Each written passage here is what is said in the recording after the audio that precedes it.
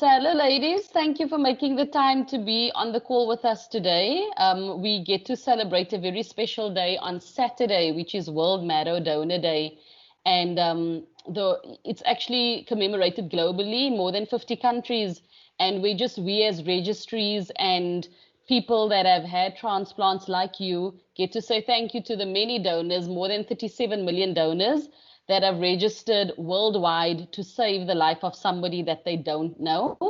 And so today we really just wanted you to share your story.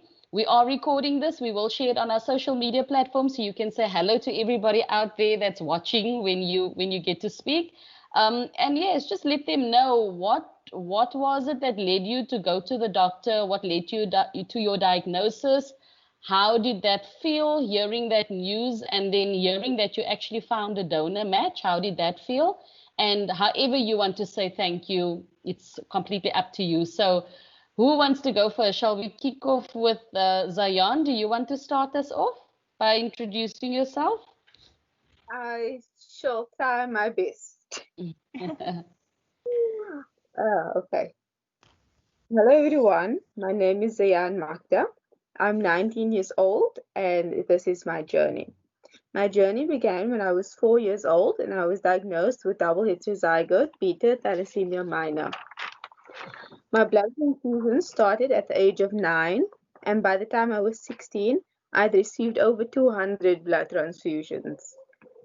It was becoming harder for them to find a cross match for my transfusions, and I needed up to 4 units of blood just to get through the month. Wow. Through all of this, I still attended school and I was an A student, but I was constantly exhausted and I could barely function much.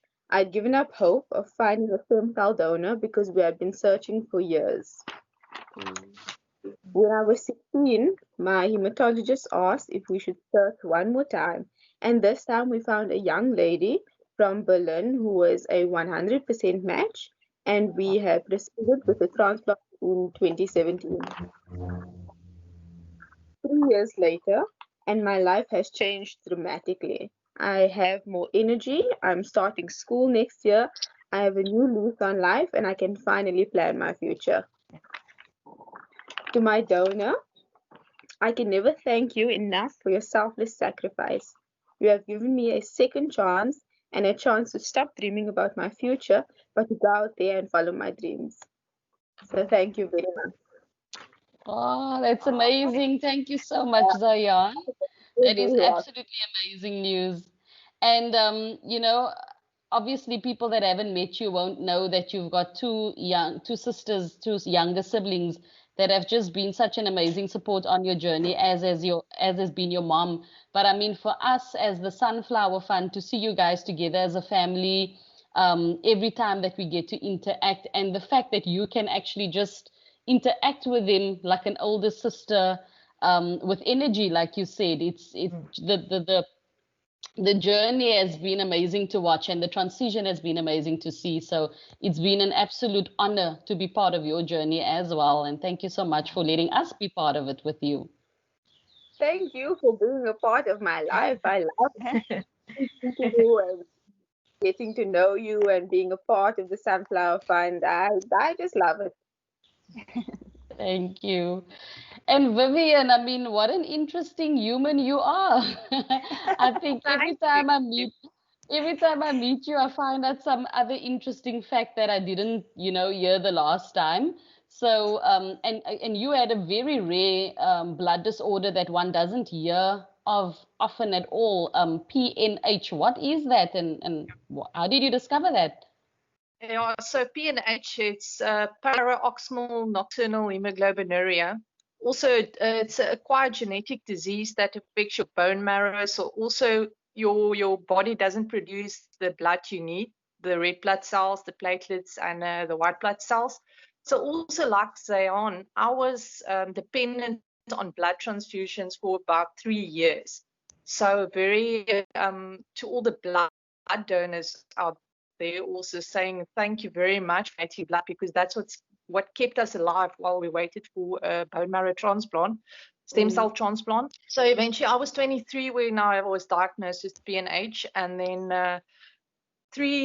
I waited about 3 years, and then I got a matching donor in Germany. Zyaan, your donor is also from Germany, Berlin. Yeah. Yes. Yeah, so my donor is also from Germany, so we almost relatives now, Zyaan. And then yeah, eventually they flew over the cells, and I had my transplant in Constantia, in the bone marrow clinic there, and the Prof Jacobs that time when he was still alive. And yeah, it was, my journey wasn't too long in hospital. I was blessed. I was out after the transplant. I think it was 8 days I grafted, and well enough to go home. Since my transplant, I haven't needed any more blood products, and I must say it's almost 10 years ago. Since that transplant, things has changed dramatically in my life. With the help of my donor keeping me alive, I've done amazing things. I was able to get back to sports again, get back to work, live a healthy life.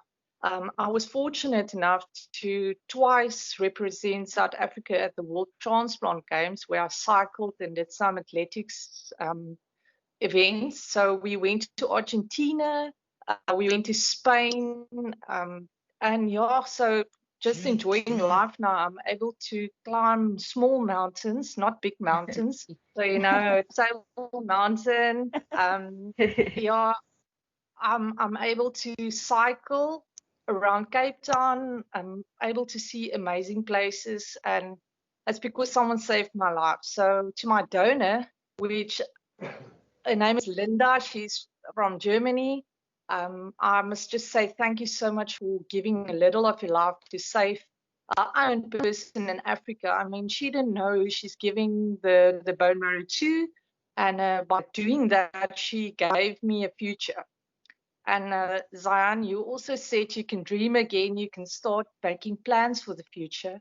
And that's amazing, because if you wait for a transplant, you don't always plan ahead because you're not sure what's waiting. But as soon as you're able to breathe and you can do things, you can walk again and run again, then you can start making plans for the future. So, and also just thanking the Sunflower Fund for all you do.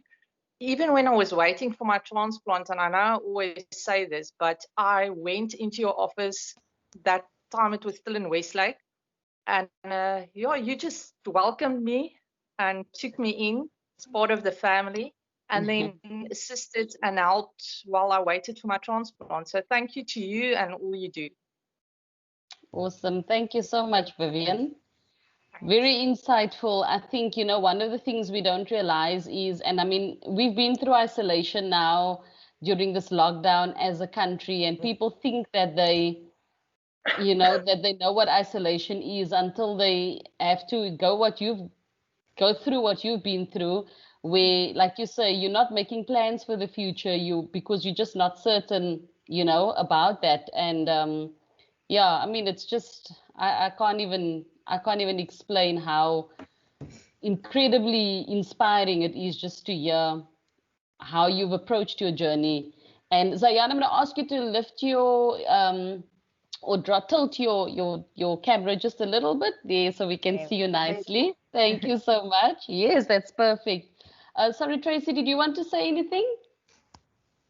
No, I just think you both have amazing stories. I know you both, and I've followed your journeys a little bit, and I think you both are inspirational on how you've handled your journeys and what you want to do for others now. So also from us, we just want to say thank you to you as well.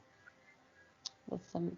So I think, in commemoration of World Marrow Donor Day on Saturday, we've all made our little signs.